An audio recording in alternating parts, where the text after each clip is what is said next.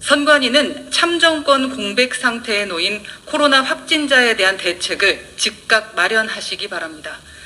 코로나19 확진자가 기하급수적으로 늘어나고 있지만 정부의 대응은 바이러스 전파 속도를 전혀 따라잡지 못하고 있습니다.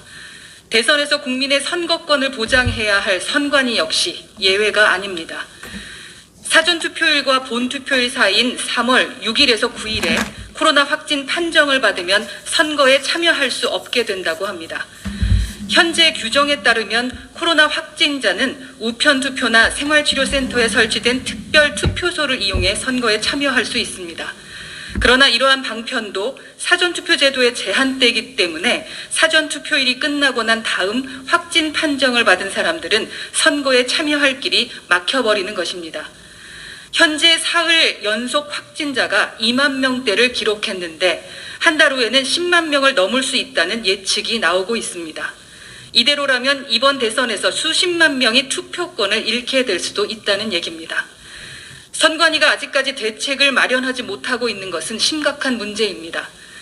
국민 한 명 한 명의 참정권이 소중한 것은 물론이고 수십만 명의 규모라면 현재 박빙 상황인 선거 결과에 지대한 영향을 미칠 수도 있습니다. 안 그래도 문재인 정권 들어 선관위에 대한 국민의 신뢰는 크게 무너졌습니다. 사전투표에 대해서는 일각의 의심이 끊이질 않고 지난 재보궐선거에서는 TBS의 일합시다 캠페인에 대한 판정 등 편향된 태도를 보였으며 최근에는 조혜주 상임위원 알박기 논란까지 있었습니다.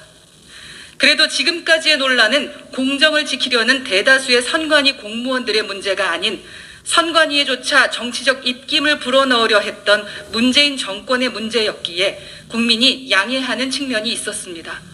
하지만 지금 코로나 확진자의 투표권 상실 문제는 결이 다릅니다. 이는 국민의 기본권을 전면적으로 빼앗을 수 있는 일이고 선관위의 태도와 능력에 대한 국민의 근본적 신뢰가 걸린 일이기 때문입니다. 더욱이 정권 교체에 대한 국민의 여론이 압도적인 상황에서 선관위가 국민의 투표권 보장에 소극적이라면 지금까지와는 차원이 다른 편향성 논란까지 발생할 우려도 큽니다.